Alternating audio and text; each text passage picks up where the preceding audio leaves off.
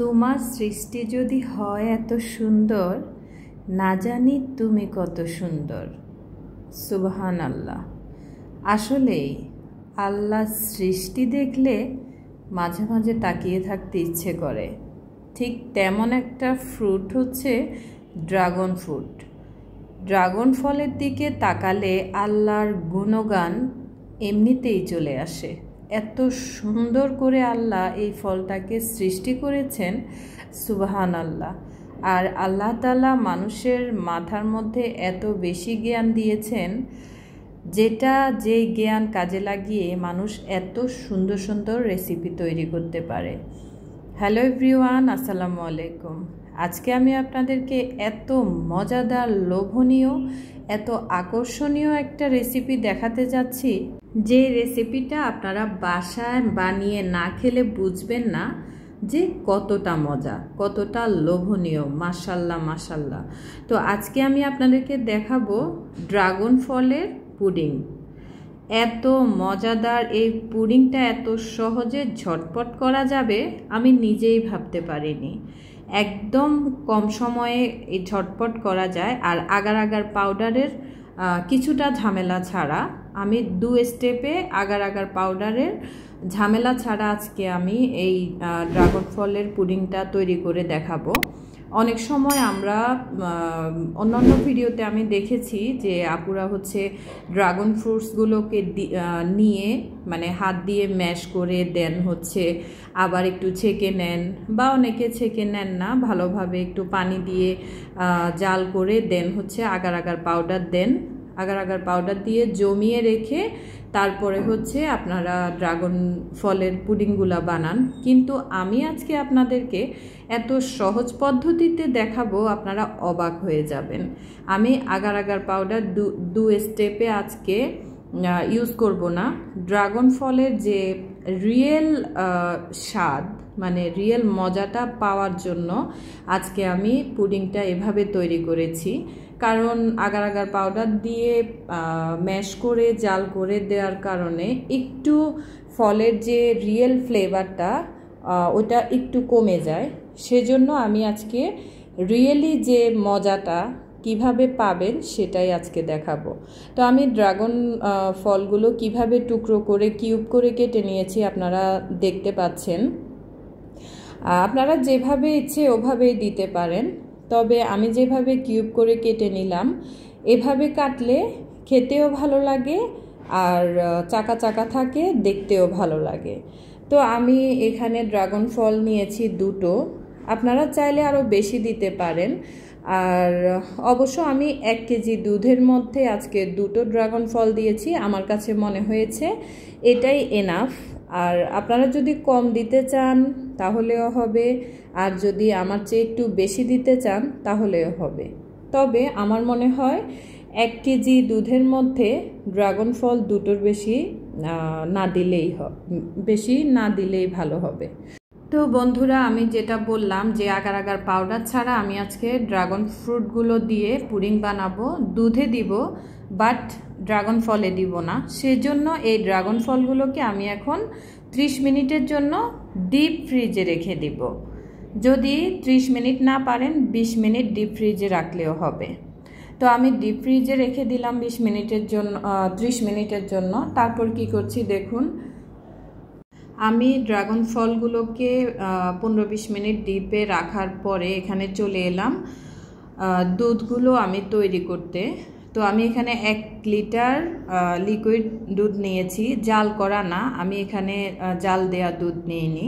তো দুধ নিয়ে এখানে আমি বড় চামচের 1 চামচ চিনি দিয়েছি, তারপর 1 চা চামচ পরিমাণ আগার আগার পাউডার দিয়েছি।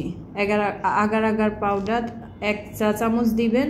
চামচটা যদি ছোট হয় তাহলে হালকা একটু বাড়িয়ে দিবেন। আমার চা চামচটা হালকা একটু বড়ও না আবার ছোটও না, মিডিয়াম সাইজের ছিল।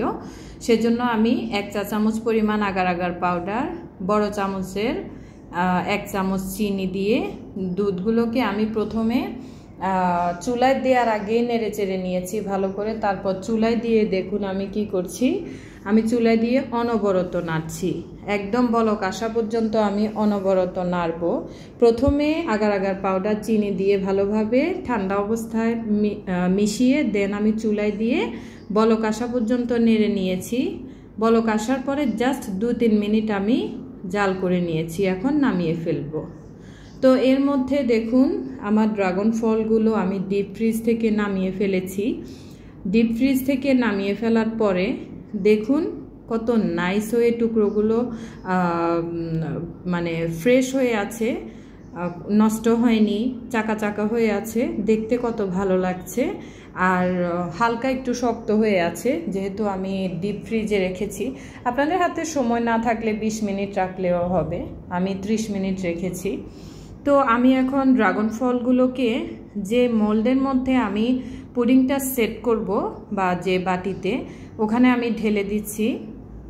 ঢেলে দিয়ে দেন আমি একটু ড্রাগন ফলগুলোকে নেড়ে চেড়ে দিচ্ছি যাতে একটু ফাঁকা ফাঁকা হয়ে থাকে।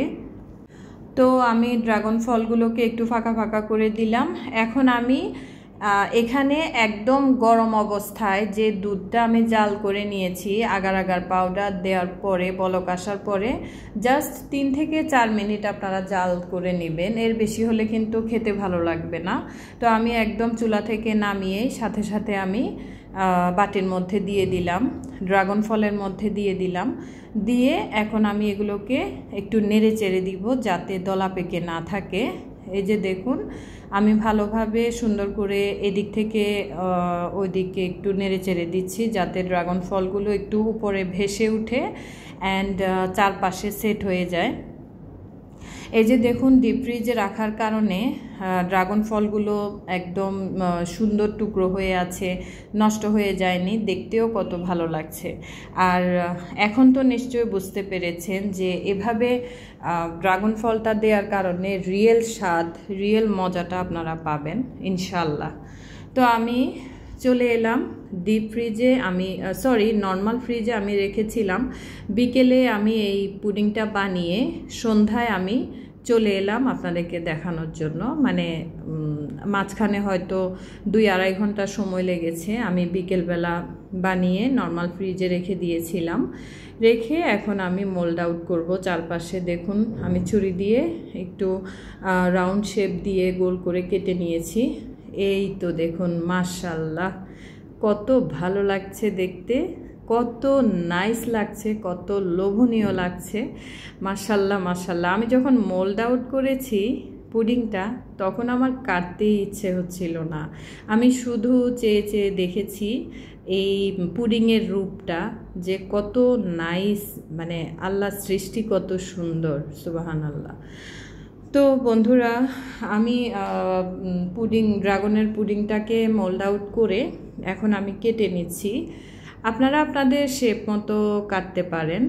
আমি পুডিংয়ের ডিজাইনে কেটে নিলাম।